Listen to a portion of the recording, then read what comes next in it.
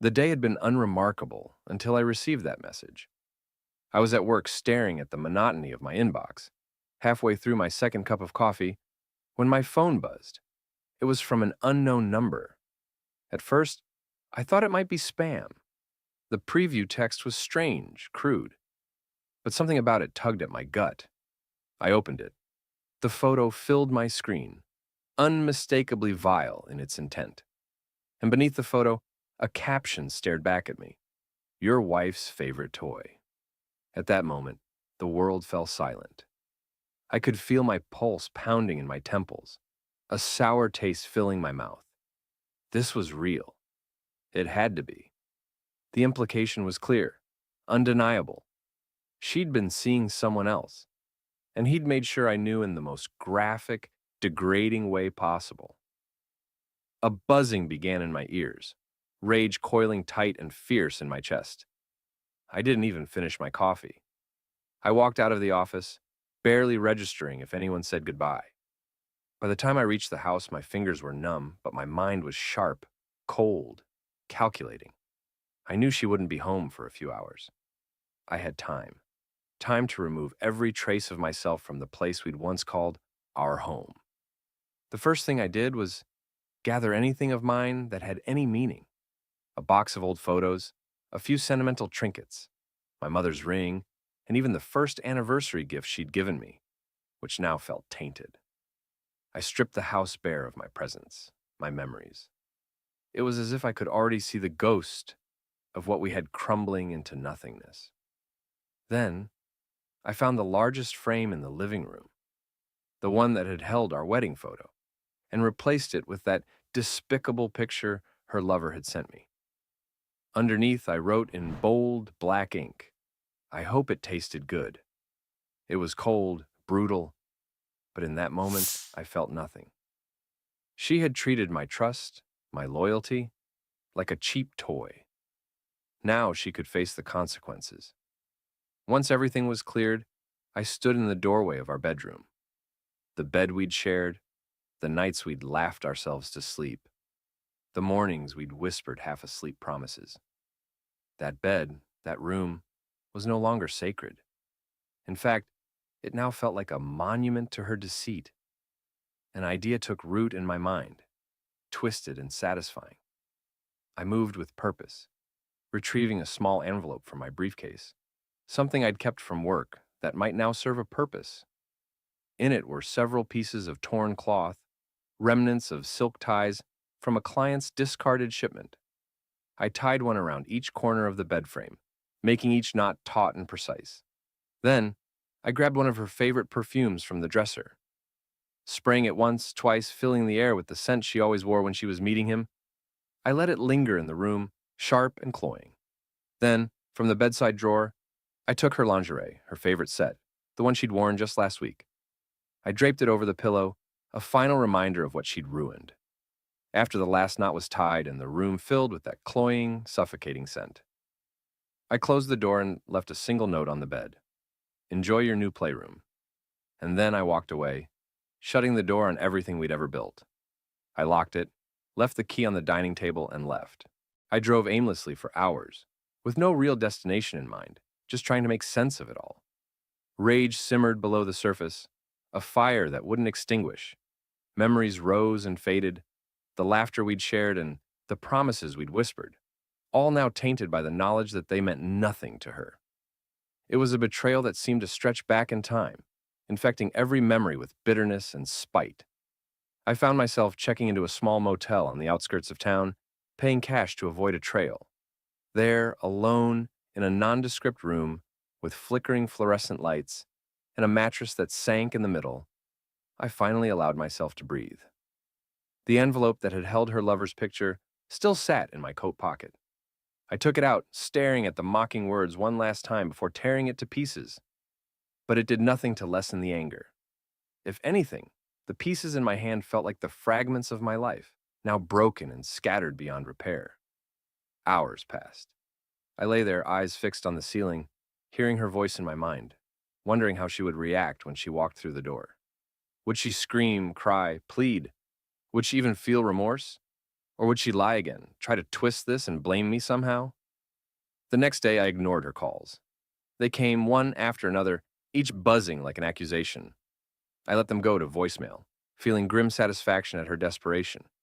Part of me wanted to answer, to hear her struggle to explain, but I wasn't ready yet. Not until she'd fully understood what she'd lost. That evening, as I was about to finally turn my phone off, a message came through different from the others. She sounded panicked, her voice raw with desperation. Please, I just need to know where you are. We need to talk. I saw what you left and, oh God, please, just talk to me. I smirked, feeling a cold satisfaction that she was finally getting a taste of the pain she'd caused me. I let the message sit unanswered. She didn't deserve any acknowledgement. It was 2 days later when curiosity got the best of me, and I found myself driving by the house. The windows were dark, the driveway empty, as if the place itself had been stripped of life. And yet, I could imagine her inside, pacing through the rooms, haunted by the silence and the emptiness I'd left behind, just as she'd made me feel. When I finally opened the door, the place was as I'd left it, cold, silent, a tomb for our broken past. And there, just as I'd imagined, she sat in the darkened living room, her face pale, eyes red and swollen from tears. Her gaze snapped up when she heard me, her face filled with shock, relief, and then a new kind of fear. Where did you go? Her voice was a whisper, fragile. I thought you were gone for good. I said nothing, watching as she shifted unsteady. There was a tremor in her hands, and she clasped them together as if to steady herself. I know what you found, she began, her voice trembling. I know, and I don't expect forgiveness. I know I've ruined everything, and I don't deserve another chance. But please, please just talk to me. I laughed, the sound hollow and unfamiliar, even to my own ears. Talk to you? I asked. You want me to talk? After you tore apart everything we built? After you paraded him in my face? Number, I'm not here to talk, and I'm not here to listen to whatever excuses you've rehearsed. Her face crumpled, and for the first time she looked genuinely broken. She tried to speak, but I held up a hand, silencing her. I just came back to see one thing, I said, my voice low and cold. I wanted to see if you finally understood what you've lost. I turned to leave, feeling the weight of her gaze, her sobs catching in her throat as she struggled to speak. But there was nothing left to say. The woman I'd loved was gone, replaced by a stranger who had betrayed everything we once held sacred. I walked out, closing the door behind me with the finality of a coffin lid sealing shut. This time, I wouldn't look back. As I walked out of the house, something inside me snapped. It was as if the image of her broken, tear-streaked face only fanned the flames of my anger. Her pain wasn't enough. She hadn't truly paid for what she'd done. I was the one who'd been gutted, betrayed. Yet here I was, letting her off with just a few tears and a hollow apology. She deserved more. The idea took root, twisting and darkening every part of me, until I felt like I'd become something else, something merciless. I couldn't be satisfied with leaving her to wallow in regret. I wanted her to understand, truly and deeply, the destruction she'd caused. And if I couldn't get through to her with words, then maybe another approach was necessary. I turned around, storming back into the house. She was still in the living room, curled up on the couch like a cornered animal, her eyes wide as I reappeared. She opened her mouth to speak, but before a word escaped, I grabbed her by the arm and hauled her to her feet. She cried out in pain and fear, but I was beyond caring. Where does he live? I demanded, my voice low and lethal. What are you talking about? She stammered, panic flickering in her eyes. Your boyfriend, I spat, each word laced with venom. Where does he live? She stared at me, silent, as if she thought I'd suddenly come to my senses. But when she didn't answer, I tightened my grip, watching her wince as my fingers dug into her skin. I'm not playing around, I said, my voice a low growl. If you don't tell me where to find him, you'll regret it. Fear flooded her face, and finally she broke. With a trembling voice, she gave me his address, a sleek condo across town. Just hearing the words made my blood boil. He'd been sitting comfortably in his cushy life. taunting me from the safety of his high-rise. Without a word, I released her and stormed out, leaving her stunned in the doorway. I drove with one thought in mind. I would make him regret everything. Every smirk, every stolen moment, every filthy picture he'd sent me. When I arrived, I parked in the shadows near the entrance, watching the windows of his upscale apartment. I had no plan beyond confrontation, no thought of what I'd do once I was face to face with him. The anticipation felt like a storm building inside me, waiting to break. I took the stairs two at a time, my fists clenched, until I was outside his door. I didn't knock. I kicked the door in, letting it slam open with a force that rattled the walls. Inside, he was sitting on the couch, a smug look on his face that evaporated the second he saw me. Well, well, he sneered, trying to mask his surprise. Didn't expect you to show up here. What, she finally told you the truth? I didn't answer. I was across the room in 2 strides, grabbing him by the collar and slamming him into the wall. His grin twisted into a snarl, and he shoved me back, surprising me with a sharp jab to my ribs. The pain shot through me, but it only fueled my anger. This was more than I'd bargained for, but I welcomed the challenge. We grappled, crashing into the coffee table, sending it splintering beneath us as we fought. He was strong, but so was I. Maybe even stronger, driven by a rage he couldn't begin to understand. You think you can just send me pictures like that? I shouted, my fist connecting with his jaw in a satisfying crunch. You think you can just ruin my life and get away with it? He spit blood, laughing, that taunting smirk returning despite his busted lip. She came to me, man. She wanted out. Didn't you notice? Or were you too busy being the perfect little husband? Another punch. He staggered, collapsing onto his side, gasping for breath. But he wasn't finished. Reaching blindly, he grabbed a piece of shattered glass from the coffee table and lunged, slicing a line across my arm. I hissed at the pain, adrenaline spiking as I twisted his arm, forcing him to drop the glass. He tried to pull away, stumbling back towards the kitchen, but I was relentless. I grabbed him by the shoulders, slamming him into the fridge, my grip tightening as I stared him down, unyielding. This isn't over, I growled. You wanted to show me what my wife's been doing? Well, now you get to see what I can do.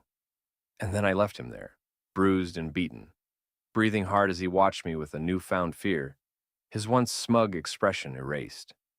I walked out of his apartment, his blood on my knuckles, feeling a grim satisfaction that, for once, the scales had been balanced. I wasn't done yet. That confrontation had satisfied the primal part of me, but it hadn't leveled the devastation she had unleashed on my life. My world was still in ruins. I was still the man left with nothing but fragments of a broken marriage, and the image of her betrayal etched into my mind. A new plan took shape, dark and merciless, one that would ensure neither of them would forget what they had done. I would dismantle her life, piece by piece, until she felt the emptiness, the pain, and the desperation that now defined my own existence. I started with her career. She was well respected at her firm, a rising star in public relations with a spotless record. That would be her first loss. I spent the next few days gathering every scrap of personal information I could find about her, combing through old emails, texts, and social media posts. I found one email chain from a few years back that I remembered well, an affair she had barely dodged before, one that her boss had warned her about. I'd forgiven her that time, believing it to be a one-off mistake. Now, I saw it for what it really was, the beginning of a pattern. With a few anonymous messages to her supervisors and a forged email implicating her in a scandal with a former client, the wheels were set in motion.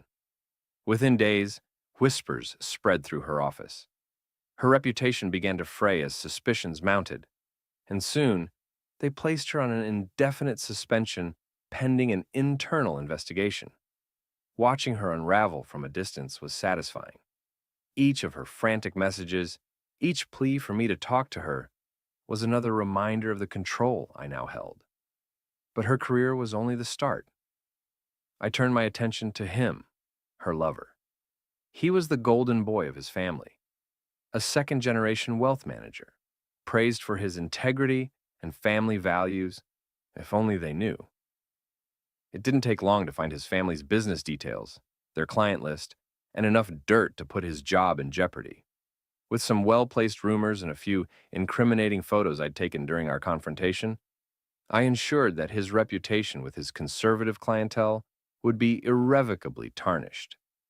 In days, his family had pulled him from public appearances and barred him from client meetings. His status was slipping, his high-rise fortress collapsing around him. But there was one final piece I needed to take, the one that would drive the blade deep enough to leave a permanent scar. Her friends, the tight-knit group that had always supported her, the people who had only ever known her side of our marriage. I compiled every piece of evidence I had of her infidelity, the texts, the photos, every bit of sordid detail, and sent it all to them anonymously. Alongside, I wrote a letter describing how she had deceived me, how she had manipulated them to keep her secrets. It didn't take long. Within a week, her closest friends had cut her off, disgusted and betrayed by the woman they'd thought they knew. The desperation in her messages grew, each one more frantic, more broken than the last. She no longer called to plead or apologize. Now she begged for the one thing she could no longer have: forgiveness.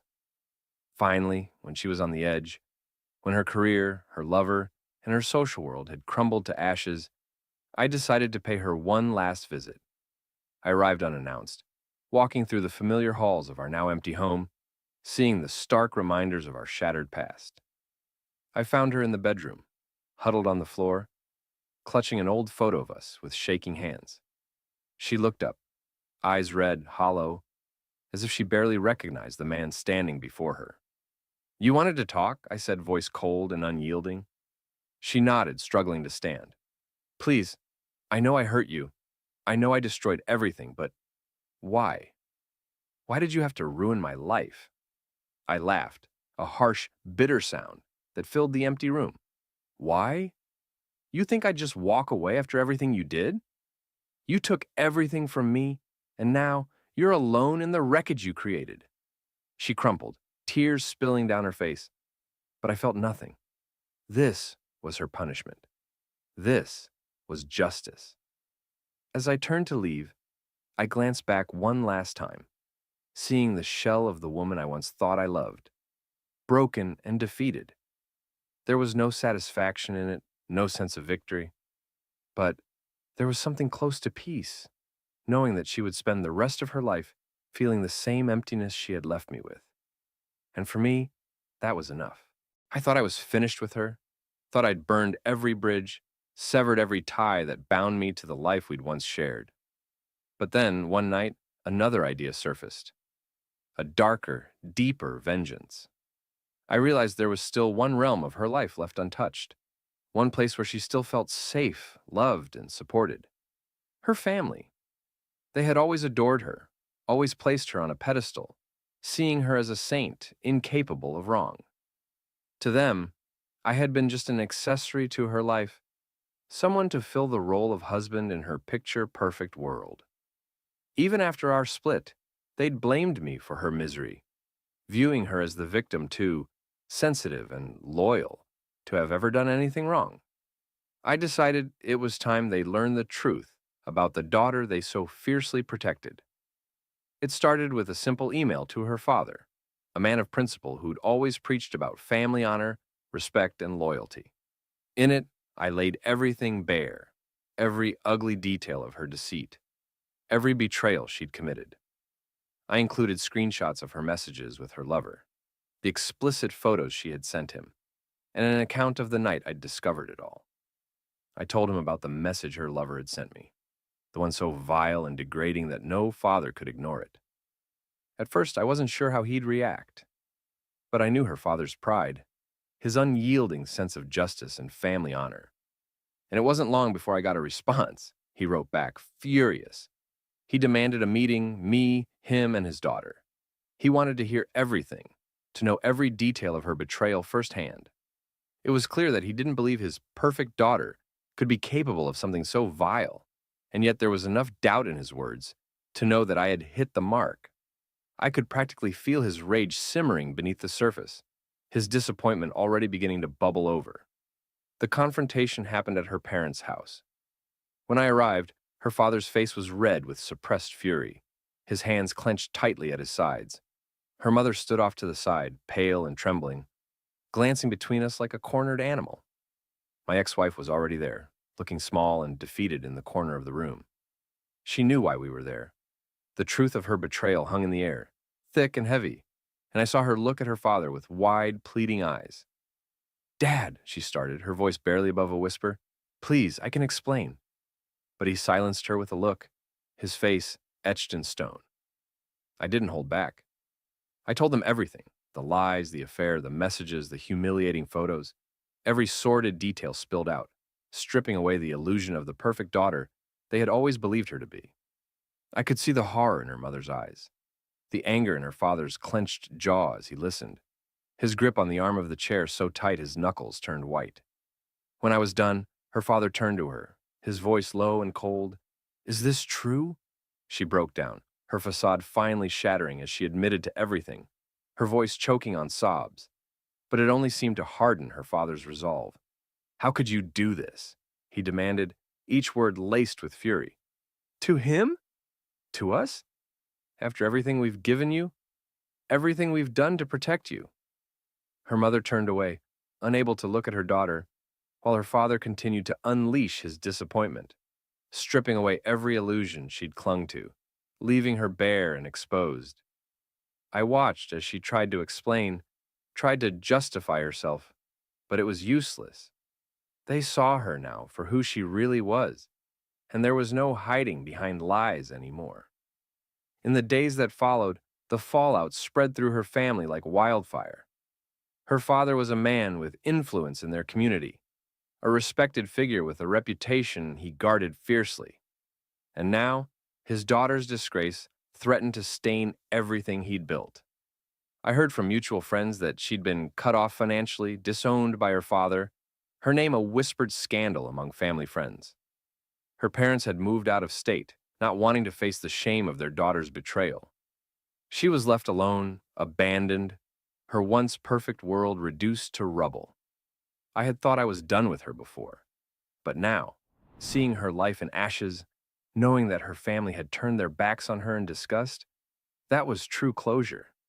It was the kind of poetic justice she couldn't escape, a final, lasting punishment for the devastation she had inflicted on me. And with that, I walked away for the last time, finally free from the wreckage she had left behind.